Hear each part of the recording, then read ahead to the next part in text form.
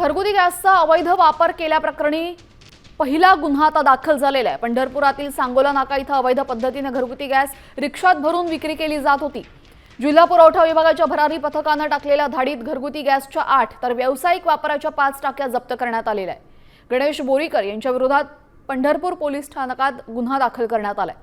त्याचबरोबरीने त्याला गॅस पुरवठा करणाऱ्या गॅस एजन्सीचा शोधही भरारी पथक घेत आहे।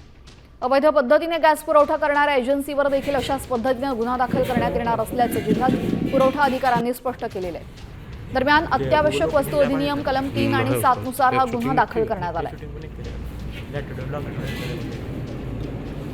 आपण पाहतोय पंढरपुरामधील सांगोला नाका इथं हा संपूर्ण प्रकार घडलेला आहे। यावेळेस घरगुती गॅस रिक्षात भरून अवैध विक्री त्याची केली जात होती। गॅसचा अवैध वापर करणारा पहिला गुन्हा दाखल झालेला आहे। भरारी पथकं तैनात करण्यात आली होती। आपण पाहिलेले साम टीव्हीनं ऑपरेशन सिलेंडर केलं होतं, त्याचा मोठा परिणाम राज्यभरामध्ये दिसला। ठिकठिकाणी भरारी पथकं कामाला लागली आणि भरारी पथकांनी पहिली कारवाई केलेली आहे। पहिला गुन्हा गॅसच्या अवैध वापराचा आपल्याला पाहायला मिळतोय।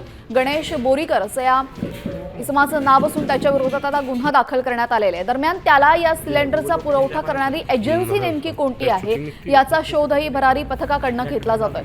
पंढरपुरातील सांगोलातली ही संपूर्ण घटना।